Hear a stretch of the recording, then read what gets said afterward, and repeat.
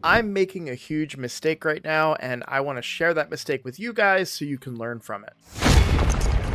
Shoot him, Kevin! Hello everybody, I'm Roadblock, and this is a Raid Shadow Legends video. So, in yesterday's video, I talked about how the free-to-play account is progressing. I'm very excited with the progress. I am loving my progress in Faction Wars right now, which was the kind of the main point of that video to some extent. But what I want to talk about today is the big mistake that I'm making right now. And that mistake is not building Loki. And it kind of made me think about this concept of transitional champions, if you will. Champions that are very good for something now, but probably won't be used later. And this happens a lot in Raid Shadow Legends. So why is it a mistake that I'm not using Loki? Let's take a look at Loki's kit real quick. The main thing I want to talk about with Loki, and look, I'm glad that they have complex kits like this, but it can be so frustrating as a content creator to try and read all of this just to explain one simple little thing. So if I was to build Loki and book Loki out, Loki has a block active skills and a block buffs. Two things that you really need for Chimera. Also, Loki's passive. If you build him correctly to be the tank for the ram form, he can survive if his passive procs. So he's a really good champion for Chimera, but so is another champion that I'm not that far away from getting now, which is Lydia, because Lydia brings, look, block active skills and block buffs. But she brings more than that. She also brings decreased defense, weaken, strengthen, and increase speed, as well as a baby fear on the A1, which can be upgraded with a blessing. Not guaranteed upgraded, but most of the time upgraded with a blessing. Listen up, I just got a new promo link that you can use to follow along with me on my latest free-to-play adventure and get a free Elenaril, as well as 3 more powerful epics as you level up. Here's how to do it. Log out of Plarium Play and uninstall. Click the link in the description and register with a brand new email. Launch Raid and complete the tutorial. Go to your inbox and claim your first champ. Don't miss out on your chance to get Elenaril right after signing up,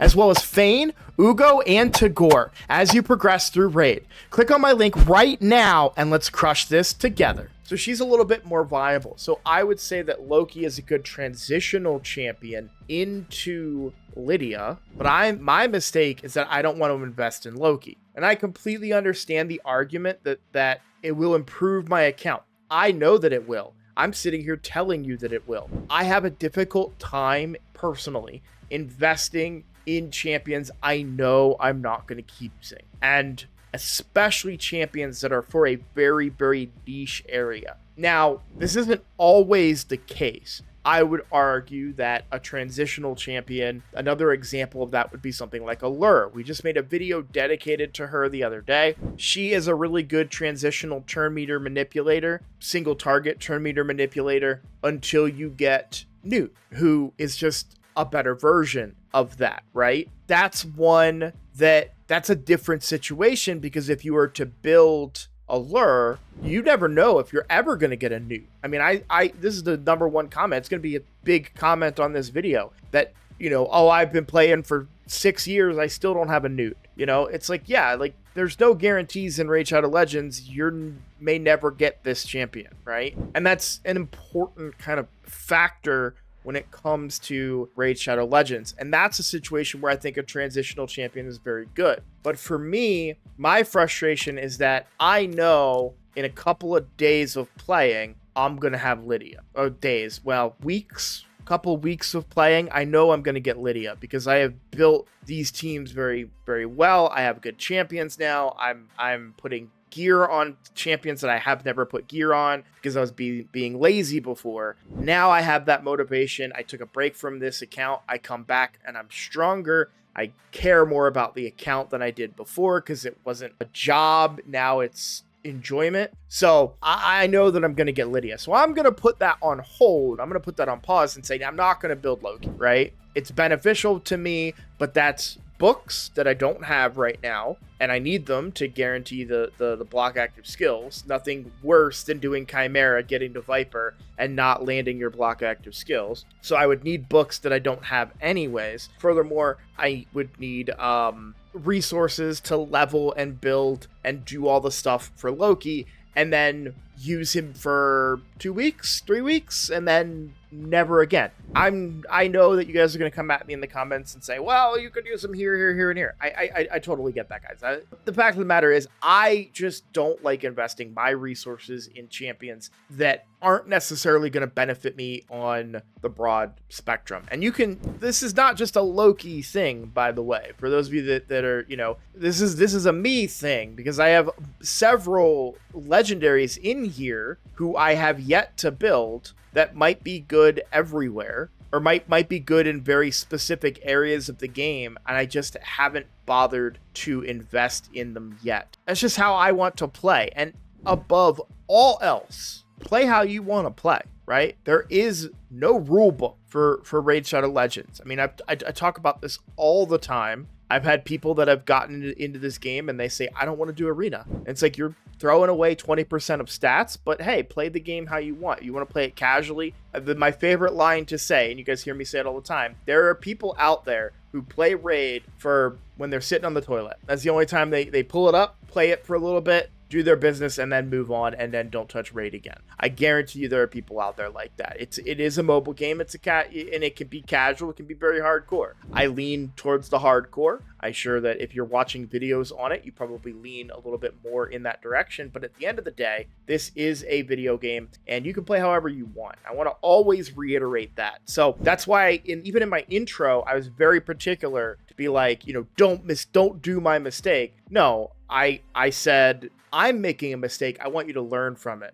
But take what you will from this, right? I'm deliberately holding my account back for a limited period of time because to save resources for a better champion that's just going to be better overall, all around. So, plus Void Affinity. That's also something that I didn't mention that is amazing about Lydia as well, is the fact that she's also Void, where certain rotations of Chimera will be very difficult for you with Loki, and you could get unlucky potentially. So I think it might be a places. I don't know his kit well enough. Like I said, I don't want to read all of that on camera, but no. Okay. Yeah. So it's select a target. So it doesn't look like there's an attack associated. So affinity probably wouldn't matter with that. So I take that back, guys. But yeah, at the end of the day, just transitional champions can be very useful in the game and can kind of get you to the next point. But I think there are going to be different situations, and it's all about what you're looking to do. I know people that have messaged me and been like, oh, I put this team together, and it's just a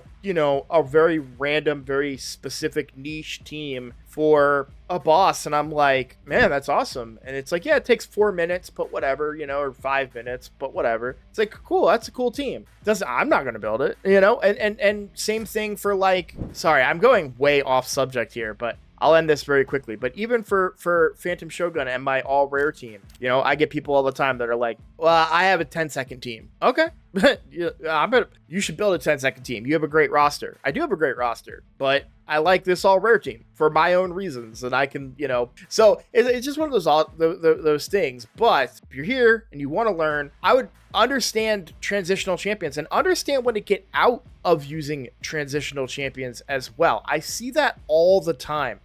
This is going to sound crazy because people would call him probably one of the best boss damage dealers, but Geomancer I would also highlight as a bit of a transitional champion. Geomancer is a powerhouse in this game, and even in the late game still provides a good bit of value, but you will get to a point where you are capable of building champions that can do the type of damage that Geomancer does faster and more effectively, I guess. Faster is kind of the same reason, but Geomancer's main damage source comes from people hitting while Geomancer's debuff is on them. So that, in essence, if you have a very fast team well, you're not going to get a lot of procs out of Geo's passive because the opponent isn't going to take as many turns. So it's one of those situations where you will eventually kind of outgrow Geomancer. I've outgrown him on many. In fact, I think I would even argue I've outgrown him on this account to some extent, except for maybe like faction wars and stuff. So, but that's a good example of another transitional champion. Venomage is another great one.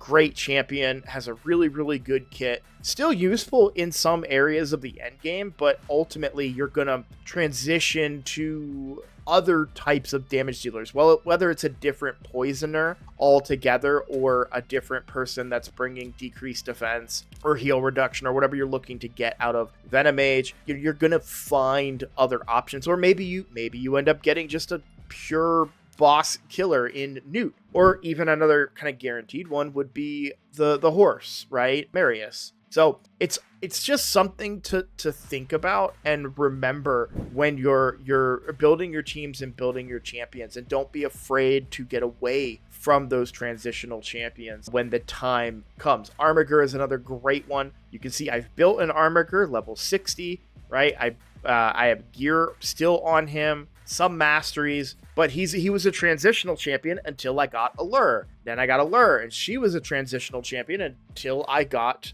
Newt. So okay, I feel like I've put the point home, and it's not only that one champion where I'm failing. It's not only Loki. I could be benefiting greatly from Rector Drath, but I'm holding myself back. I am, because while Rector Drath would very much help me in Hydra, I would prefer to get a better support champion, and I'm just holding myself back, plain and simple, because I'm stubborn. And you guys don't need to make those same mistakes that I'm making. You know, level those transitional champions. Rector Drath is a great example. If you don't have good supports, she's a great healer. She brings a revive. She brings perfect veil, which is necessary in Hydra. Even in the earlier games, she can be your decreased attack champion in Clan Boss even. But for whatever reason, I just keep convincing myself not to invest in her. So maybe one day, actually, nope, I don't even think faction wars for that faction is a thing. So I probably will never build my Rector Drath, and I'll probably just kicking excuses in the meantime. But either way, I hope you guys learned something about it. I hope you guys can appreciate those transitional champions kind of the way that I'm laying them out. I've never really heard anyone talk about this before, but I think it's a very good way to look at champions, because one of my little pet peeves when it comes to content creation, I see a lot of like, this champion is so good, oh my god, they're gonna, completely change your account. And it's like, well, not if I have the horse. Like, this guy's okay, but I got Marius. I don't need that guy. So it's all relative to what is going on your account, so always remember that. But I feel like I hit my point home. Thank you guys so much for watching. If you are new here, please consider subscribing. That is the best way to support my channel, and I look forward to seeing all of you in the next video. Take care.